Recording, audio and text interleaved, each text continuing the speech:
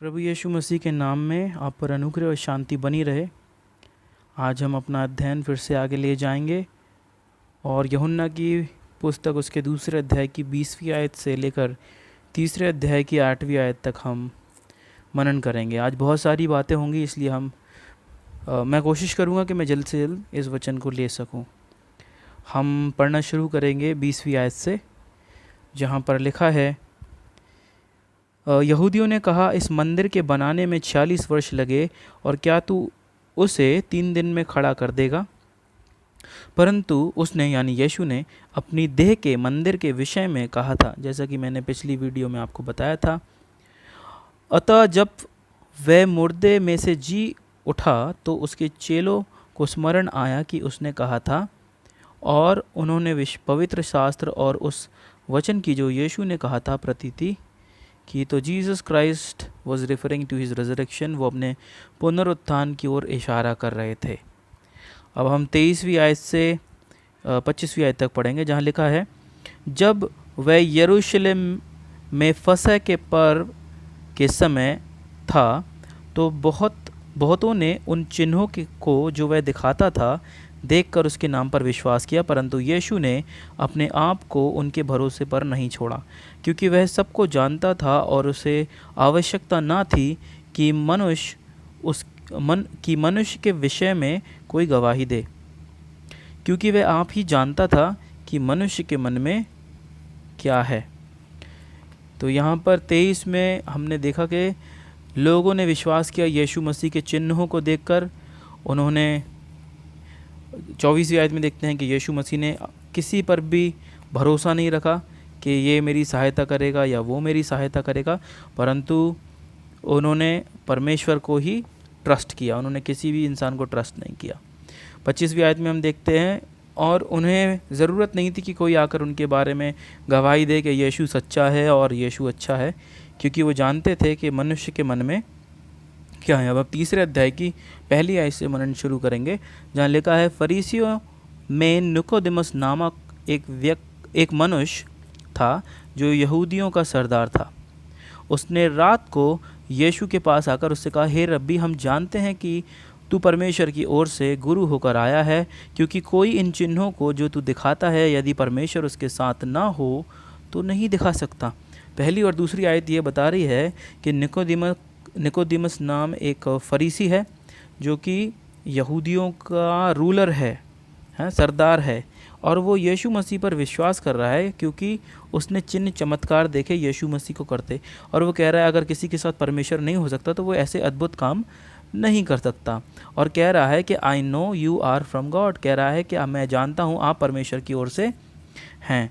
आइए हम तीसरी आयत से एक एक करके अब पढ़ेंगे और समझेंगे। फिर लिखा है, यीशु ने उसको उत्तर दिया, मैं तुझसे सच सच कहता हूँ, यदि कोई नए सिरे से ना जन्मे तो परमेश्वर का राज्य देख नहीं सकता। निकोदेमस ने उससे कहा, मनुष्य जब बूढ़ा हो गया तो कैसे जन्म ले सकता है? क्या वह अपनी माता के गर्भ से दूसरी बार प्रवेश करके जन्म ले सकता है? तीसरी आयत में यीशु मसीह ने बोला कि जब तक आप नया जन्म ना लें तब तक आप स्वर्ग का राज्य देख नहीं सकते। You can not see. Nicodemus इस चीज़ को समझ नहीं पाए और उन्होंने बड़ा अटपटा सा आंसर दिया यीशु मसीह को। फिर यीशु मसीह उनको समझाते हुए कुछ कहते हैं, इसको और क्लेरिफाई करते हैं। यीशु मसीह कहते हैं कि मैं तुझसे सच सच कहता हूँ, 5वीं आयत, जब तक कोई मनुष्य जल और आत्मा से ना जन्मे तो वह परमेश्वर के राज्य में प्रवेश नहीं कर सकता। पहले तो देख भी नहीं सकता, और प्रभु ने कहा अब प्रवेश भी नहीं कर सकता। यीशु मसीह ने उनको और क्लैरिफाई किया कि आपको जल और आत्मा से जन्म लेना है, तभी आप स्वर्ग के राज में प्रवेश करेंगे। 6ठी आयत, क्योंकि जो शरीर से जन्मा है वह शरीर है और जो आत्मा से जन्मा है वह आत्मा है। अब यहाँ शरीर से जन्मने का मतलब है कि जब हम अपने माता पिता से जन्म लेते हैं, शरीर से जन्म लिया, लेकिन जब आप परमेश्वर से जन्म लेते हैं उसका मतलब होता है आत्मा से जन्म लेना। यीशु कह रहे हैं ना, जो आत्मा से जन्मा है वह आत्मा है, यानी गॉड स्पिरिट, बाइबल कहती है गॉड स्पिरिट। और परमेश्वर से जब हम जन्म लेते हैं तो हम भी आत्मिक बन जाते हैं। माता पिता से जन्म लेकर हम शारीरिक एक प्राणी बनते हैं, जब हम परमेश्वर के द्वारा जन्म लेते हैं तब हम आत्मिक बन जाते हैं। अब हम सीखेंगे आगे कि क्या मतलब है आत्मा और शरीर से जन्म लेने का, वो हम बाद में देखेंगे। 7वीं आयत को हम देखते हैं। अचंबा ना कर कि मैंने तुझसे कहा तुझे नए सिरे से जन्म लेना अवश्य है। यीशु मसीह निकोदेमस को समझा रहे हैं कि क्योंकि वो एक फरीसी है, यीशु मसीह उससे कह रहे हैं कि तुम अचंबा क्यों कर रहे हो, अचरज क्यों कर रहे हो, आश्चर्य क्यों कर रहे हो, तुम्हें तो समझ जाना चाहिए कि मैं क्या कह रहा हूँ। लेकिन ये निकोदेमस यहाँ पर कुछ भी नहीं समझ पा रहे हैं। यीशु मसीह ने कहा you must be born again, लेकिन वो समझे नहीं। अवश्य है नए सिरे से जन्म लेना। फिर 8वीं आयत में यीशु मसीह उनको हवाला देते हुए कहते हैं, हवा जिधर जाती है, जिधर चाहती है उधर चलती है, और तू उसका शब्द सुनता है, परंतु नहीं जानता वह कहाँ से आती और किधर को जाती है।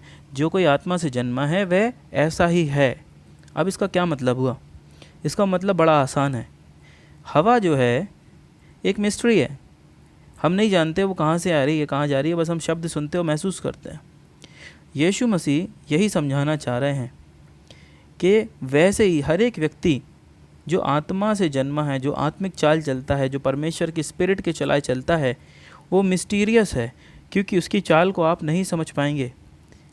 जब यीशु के वचन को निकोदेमस नहीं समझ पा रहे हैं, जो आत्मिक हैं, वही चीज़ बोल रहे हैं कि हवा जिधर को जाती है, जिधर को चाहती है वहाँ जाती है। वैसे ही in the same manner everyone who is born of the spirit is mysterious. हर एक व्यक्ति जो आत्मा से जन्मा है वो मिस्टीरियस है। You can not understand their way.